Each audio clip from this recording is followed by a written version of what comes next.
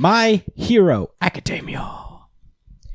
This is My Hero Academia, chapter 342, The Extreme Quiet Before the Storm. It feels like forever since we've talked about My Hero. It's kind of weird. I guess because it was off like last week, and we've had like 3 episodes since the last time we talked about it. I guess. Yeah, that's fair. Yeah, but this is My Hero. Last we left off, Spinner was going to be like the Che Guevara of heteronormative people. Heteromorph people. The nice name drop. Yeah, good name. I'm good with references sometimes. And they were getting ready for Shigaraki. He's going to be done in like 4 days. And we open up to the hideout, the big fortress, the evacuation center for the civilians in UA. And we pull up with these 2 new characters who seem to be like just normal people, or at least like evacuees, but they're actually plants by All For One. And they're there to sow distrust and malice into the regular people of My Hero Academia. Let's put a bookmark on that, and we'll save that for later. Yeah, but yeah, they're just there to kind of reveal that like he has a plan for everything, and he put us here, and now we're gonna be very mean. Like I said, talk shit. I'll address this later. Yeah. We cut over to the student dorms. The kids are just getting back from a search where they're searching for, like, I guess, Shigaraki's hideout or any of the hideouts of the League of Villains. And, you know, they haven't really had time to rest. They're just got home. They're going to chill now. They have some time to shower up and chill and, you know, take a load off. That's when All Might comes in, and he's like, we're only informing select individuals for now. It's time to discuss our final plans for this second pivotal war. So, you know, a bunch of panels of them preparing, discussing the plan. Endeavor seems to have a piece of paper that brings him much concern. Yeah. It's a lot of that. A lot of show, don't tell. Yeah, which I like. A lot more of it. Yeah, I'm okay with it. No, I'm sorry. Tell, don't show. Oh, we don't know because they didn't tell us. So this is technically like just showing us that we're being, you know, they're planning. You know what? I'm sorry. I got to do it. No, what's happening right now is that we're seeing stuff and we're hoping. We are praying, not Brian, because he has the utmost confidence in the world that everything that's positive that's going to happen is definitely going to happen. And when it doesn't, it's not a big deal. Anyway, we're hoping that, that he's going to show us these little plot lines and why that they're making these faces and what's leading up. That's the hope. But you know what, bro? I do not have the confidence that each of these things are going to be fleshed out in a way that I think is good enough. Straight up, bro. Straight up, I get annoyed when I see things like this in My Hero Academia, where it's not ever a problem in any other series. With My Hero Academia, I catch an attitude. Mm-hmm. Like, what is he looking at? Tell me what he's looking at. Tell me what he's looking at, bro. Like, not you, but the fucking author. Like, dog, like, you're going to keep doing this and keep doing this. And, what's he? Who gives a shit? He's going to make us not give a shit later on when he gives us a bullshit ass drop. That's what I'm trying to get at here. And it's like, stop it. Stop all of this extra shit. Why don't you just tell us? Why don't you just show us what's happening? Which we're going to go back to doing. Yeah. I'm sorry. I blacked real quick. Yeah. I had an attitude about this chapter, bro. I had an attitude. But we're going to get into it. Well, in any case, we cut over to the next morning, and the heroes announced that, you know, that Shigaraki is going to move in 4 days, which the bad guys within the house, within the evacuee center, were planning on revealing that, but they got sideswiped by the heroes. They got the rug pulled under them. But you know what? They're not discouraged. They're just like, hey, you know what? We're still going to turn it against them because, you know, there's people. All right, so this is what I'm talking about. You understand that what's the author's name again? Horikoshi. When Horikoshi does this is supposed to be us like, oh, wow, the bad guys with the plans are surprised by the actions of the good guys because it's different. They're moving differently. No! All that meant was that little bit of bullshit set up in the beginning means nothing. No. You have to understand what I'm saying, bro. Like, I know I'm not tripping. I don't think it means That's nothing. all. These are side characters. These are just nonsense plot moving characters to try to create some type of. Let's just wait to the end of the chapter. Yeah. So yeah, he's like, those fools.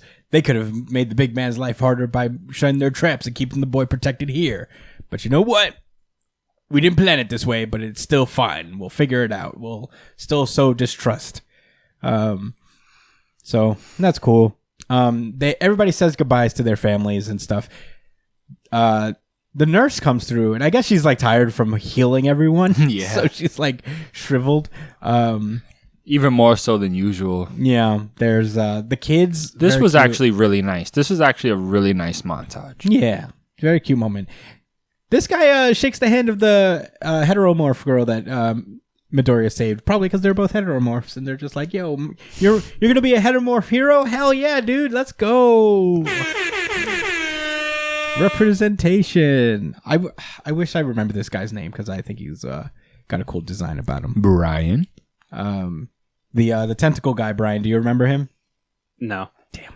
Anyway, we cut over to the makeshift fortress of Troy, where the heroes are going to be hiding out, and kind of like this is going to be their base of operations for the oncoming plan. And they actually have some time to chill now. You know, they're not going on any missions today. Shoji. Shoji.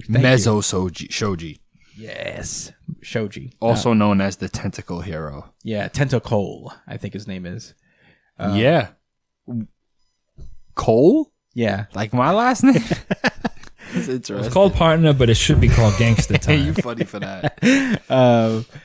Anyway, so Midoriya pulls up to Ururaka, because they haven't had time to talk since she basically stuck up for him during the whole, like, bring Deku back arc. Yeah. And they're just kind of, like, talking about, what they're doing up there, and Ururaka's just, like, onlooking of the destroyed city to kind of just, like, steal her nerves a little bit, because she's been thinking a lot about Toga and how even though that she's killed a bunch of people and is ruined a whole bunch of people's lives. Yeah. Even to the ones that didn't die. Yeah, and is a blatant murderer and all that stuff. She still she remembers that time where they fought and like they were just like arguing, and she's just saying all the things that sounded right and what she understood to be right, and it saw that it made Toga very sad. And she's like, it really opened up her weird, like, this sense of empathy where it's like, what I'm saying to her must just sound like crazy shit to a degree where, like, my sense of, like, normal is not the same as hers. And that doesn't make her right, but it makes it's me not being the most considerate I can be, because she's clearly, there's something going on here mentally to make her this way. And it reminds me of kind of like the argument of like Batman, kind of just the oversimplification of Batman, like beating up on mentally ill folks to a degree. And I think that's what Uraraka is questioning about herself, is that like, yeah, she's wrong for doing what she did, and I don't forgive her, and I'm not just going to forgive her, but maybe there's a better way to go about this than just beating the shit out of these people. Absolutely. They're really, Horikoshi's really onto something here with this conversation, and I was actually surprised. I guess I was blinded by my jadedness of the series, but I really overlooked that when her and Toga fought, and also the stuff with Toga in the latest chapter, like putting two and two together. This was obvious, but I just really didn't appreciate what Horikoshi's trying to do here with at least some of the League of Villains members. I think the most interesting part of the series is the villains. We've all said that already. You know what I'm saying? That's not a secret. I'm sure most people feel that way as well. And this, I really like this writing because they're not saying anything profound, but they are doing something really important that slips a lot of people's minds, I guess, in real life. And I know this is kind of a long-winded thought. I would rather save at the end, but I don't want to forget it because I thought about it on the spot. Mm-hmm. People do things for a reason, and it is to jail people, to punish people, and not question why they're doing these things. You know, why are they doing these evil things to other people? Why are they making other people's lives miserable? What's going on with them? You have to always consider what's going on in people's minds, because people do things for a reason. Obviously, there are people who are clinically insane, but we know that's their issue. That's why they have that problem. So what about for the people who aren't clinically insane but still do all of these things? Toga's crazy. Let's not let's not second guess that. She has problems, and so does most of these other League of Villains people. Like, Dabi has serious fucking issues. But it's the empathy towards someone like Toga that allows you to take a step back and reflect on other criminals too. Mm-hmm. Some people tend to have like a lack of empathy for those who aren't mentally incapacitated that still commit crimes, and I want to challenge people to say no, it is those people in particular that we really need to analyze and break down, unless you believe humans are inherently evil, which is very pessimistic, and that's not something I want to believe in. I'd rather believe that people are inherently good, and we have to figure out what is the issue, what is causing people to express this problematic behavior. And I'll tell you guys this last thing. Most of the time, when people act like they don't give a fuck about other people's feelings, it's because they feel that other people don't give a fuck about how they feel. Very simple thing to say, but it's something you have to think about. Yeah. Agreed. All right. Yeah. I'm going to have more to say later, though. Yeah. With that being said, and the reason that, like, you know, they're talking about this, and the reason she's just standing looking at this city is that, like, she also knows she has a responsibility as a hero to stop this.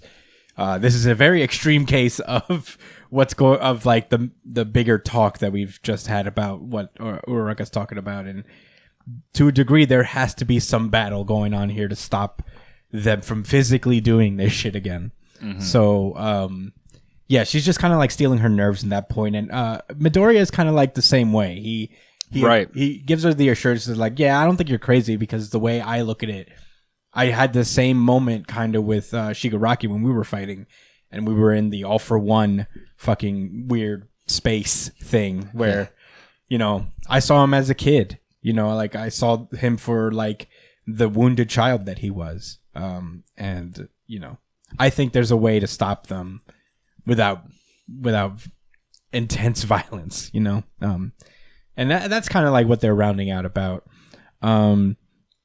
We have a brief scene with Todoroki, Bakugo, Kirishima's there, Ida's there, and they're just kind of like comforting Todoroki because he's been through a lot, and they really haven't had time to sit with him and give him some comfort. And Ida's like, I too have an older brother, and Todoroki's like, yeah, but you know, we're not the same. Well, bro. You know, we're not the same, bro. Yeah. Your brother was like an actual hero and shit, but you know, I don't really know Toya. I don't even know what his favorite food is. And Bakugo, out of all people, are like, it's gotta be piping hot udon. No doubt. No fucking I would doubt.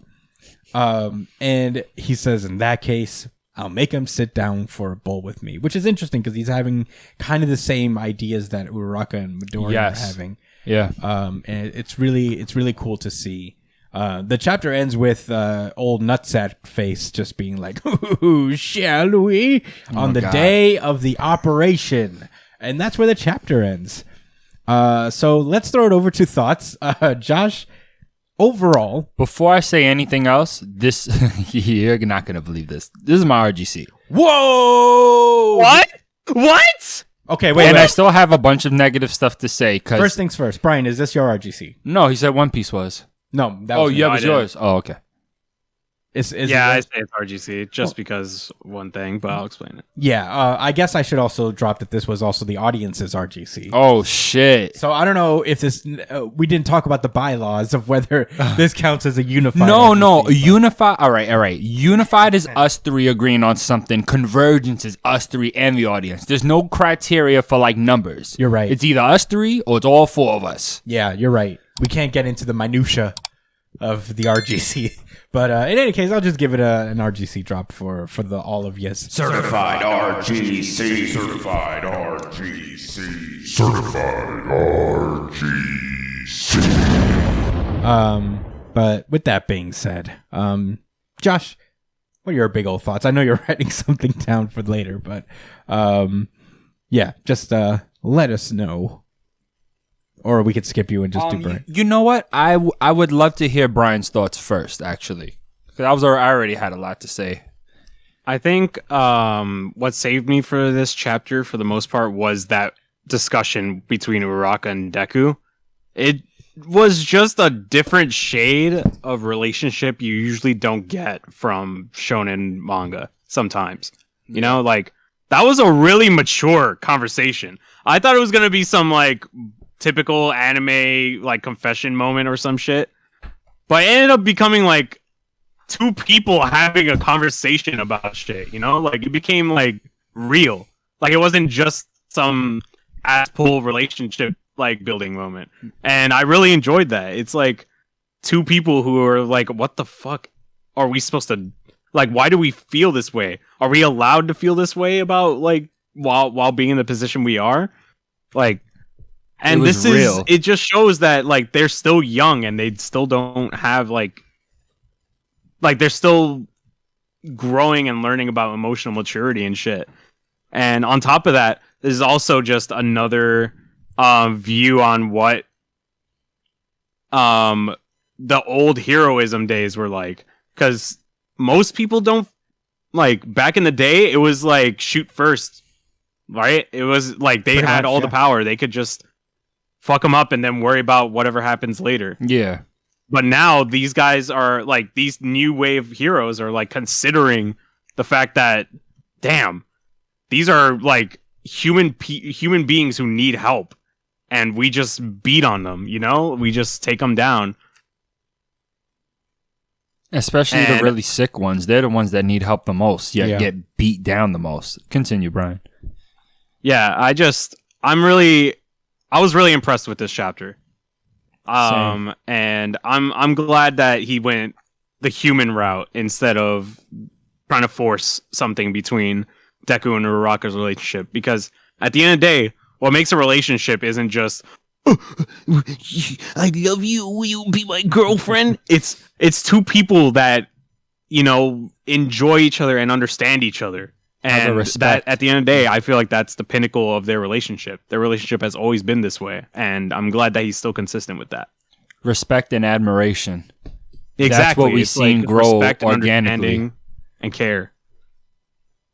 Are you finished, Brian? Or yeah, I'm done. You could. Yeah, maybe you'll have more to say off, because I'm actually going to rebuttal off a little bit off of what you're saying. That was one of the main points I was going to make about why this is my RGC. I was really impressed, and I also was reminded of what Horikoshi's true strength is. I'm pretty sure we mentioned this a few weeks back. I'm sorry, guys, if it's regurgitating, but the way he writes the characters, how they talk to each other, their relationships, it's almost like similar to World Trigger, right? But I mean, Horikoshi does it really well too, and I think that's what I really enjoyed about this series. I liked Midori a lot. I liked him and All Might's relationship, the student teacher relationship they had. I loved how his mom spoke to him and how supportive she was of him when he found out he didn't have a quirk. All the like little things like that gave this series its charm. And to me, like, I never really cared what the story was going to be, just that we seen a lot of dope stuff happening on the way to Deku growing and becoming this, amazing hero that, he's going to be eventually. But specifically with Midori and Ururaka, right? I said a while ago how I was like watching the anime from the beginning, and like seeing a lot of things. I'm going to tell you this. sometimes I cringed a little bit when I would watch the anime with Nikki, when they would show the interaction between Midoriya and Uraraka, because before she started realizing she had feelings for Midoriya, he was really awkward and extra around her. And it just, to me, the vibe was like, ugh, this is more of the same, like, oh, boy's acting real crazy around a girl. And it's like, we shouldn't really be showing that, because, you know, that's a whole nother topic at hand. But what I want to emphasize is that I think it actually is healthy the way they've shown the relationship develop, because, you know, when you're young, you see a girl and you're like, oh, you see someone you're attracted to, and that's enough. I mean, shit, it's enough most of the time, even as an adult, you know, and you're just like, man, I know I like this person, and let's just see what else they're about. And that's why I don't have a problem with what I seen earlier. And throughout the series, we've seen them take turns on them having, like, you know, on growing respect and admiration for each other. That's why I said it before. And this is kind of the culmination of it. When they were talking, he has this panel where Uraraka kind of just looks at him after he says something. And, you know, they both kind of do it with each other. And it was really nice, because I felt like it was a moment of them noticing something about each other that they knew they really liked, you know. So this is a way more mature romance now, and they haven't even done anything romantic toward each other. Mm-hmm. It just feels very healthy, and I want to see how the complexities of war affect their relationship. It's almost like Aang and Katara, in a sense, where not really like personality wise, but the way they had this whole conflict ahead of them, and they're just children, and they have these human feelings, but you got to put that shit aside, and, you know, in the face of tragedy. I just thought so much conversation and thought came from just these few pages that really was like, it just helped me remember why I liked My Hero Academia. And it had nothing to do with me hoping for the future, or hoping that certain things work out a certain way with powers, or certain characters getting they shine. It just made me really enjoy the fact that I've been reading My Hero Academia to this point. It reminded me. I'm going to end my rebuttal to you, Brian. I don't know if there's anything more you want to say before I start going ham. No, you hit the nail on the coffin. All right. So, yeah, I know it must be real wild to y'all that I still gave this an RGC, but I really want to make a point here. Horikoshi is just doing too fucking much. Or maybe that's a vague way to put it, but I do not like his storytelling. I do not. I don't like the way he builds. I think it's very hollow and easy to see through.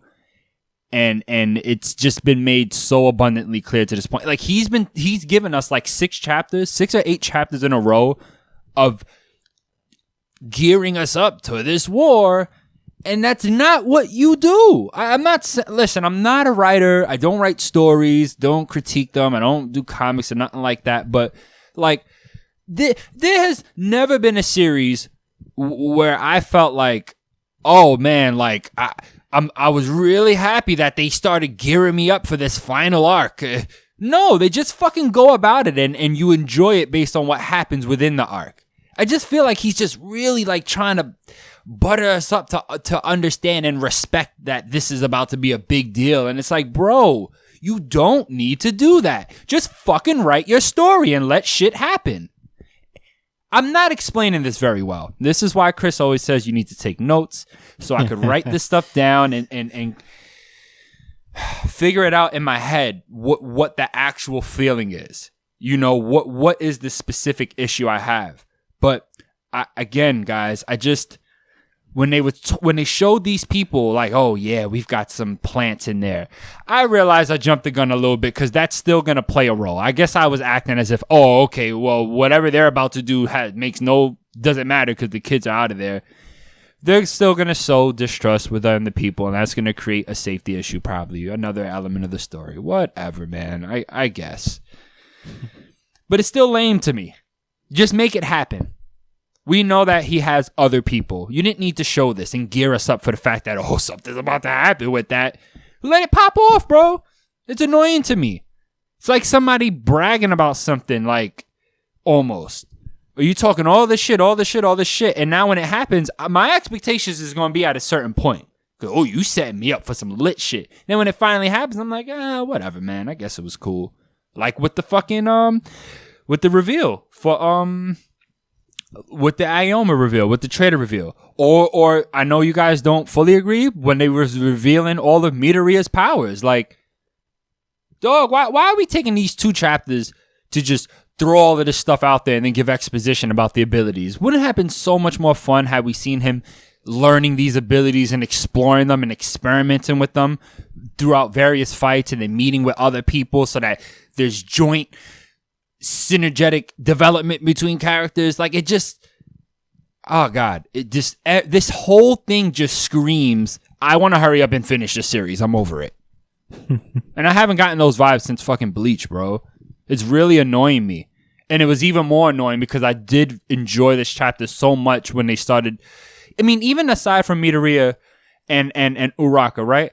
I thought it was very profound in this moment with Todoroki where his friends are showing support. He's trying to, they're trying to just be like, yeah, man, that's your family, bro. We're going to have to take out your family probably. You're probably going to have to kill your bro.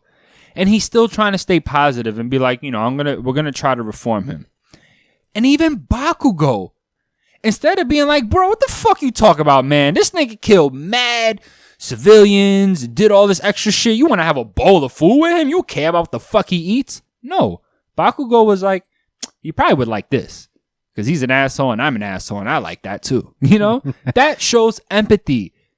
All of that from one panel. Mm-hmm. So much quality where page, nothing. It's so frustrating. So frustrating. Rebuttals, guys. Maybe I can explain better off of your points. I totally understand what you're saying. And, to a degree, I don't want to reiterate it just because we've talked about it so many times. Yeah. But, yeah, no, I definitely agree with certain things. We can see that Horikoshi has the ability to just kind of like be very efficient with the way he tells a story and in narrative technique. Yes. That's the whole thing, is that he's inefficient in certain narrative things that you have to do. Like, you have to establish certain things in your story. So he takes a lot of time establishing those things because he unnecessarily feels like he has to explain it a bunch of times, I think. That being said, I don't want to tread... Josh has treaded those tires enough. You guys get it. I agree. But I do think there is a lot of positive in this chapter, and it really does show what it is about My Hero Academia that captured so many people, and it's the little interpersonal moments between people. Like, Horikoshi has the ability to write the realest fucking stories out there. That's why when Endeavor was, like, confronting his, like, past behavior with his family, all of that had, and it's still going, but it has so much potential to be such a beautiful and one of the most moving stories that's ever happened in Jump. Absolutely. Yeah. Yes. Yes. That being said, he sets the standards. Mm-hmm. I'm not arbitrarily like creating this weird standard. He has shown us how excellent his storytelling can be when he's contained, Like, what the fuck is his editor telling him? The way I see it is that, if I'm going to separate what Horikoshi's good at and what he's not, is just basically, I guess, the chores of storytelling, which I think, like, a lot of writers struggle with. It's a hard thing to do, basically the homework, where that, before you get into the meat of what you really want to do, which is like moments like what he had with Ururaka and Deku, and also with Todoroki and the boys in the room.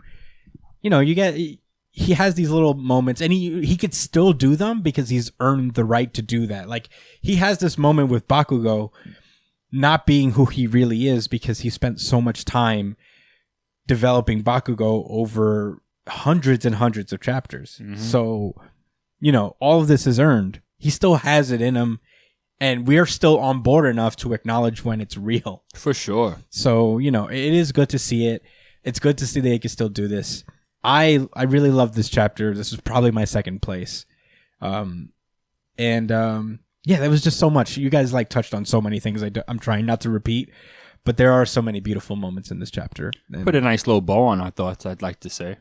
yeah, I mean, I really want to hear what you guys, the listeners, have to say.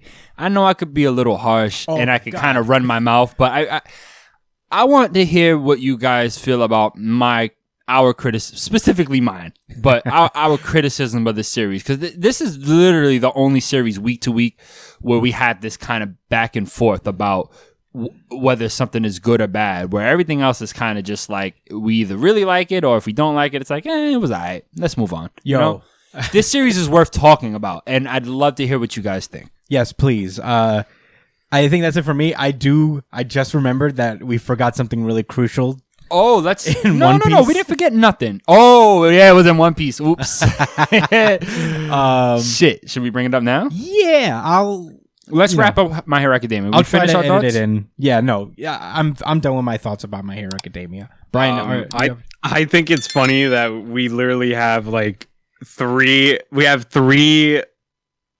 It's like we have the critic, we have the fan, and then we have the guy who's like, "Oh yeah, it's all right."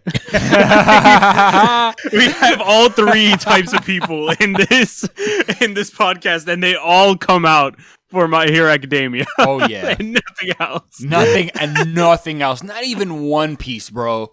We yeah, we're all pretty much in agreement on pretty much everything we talk about. But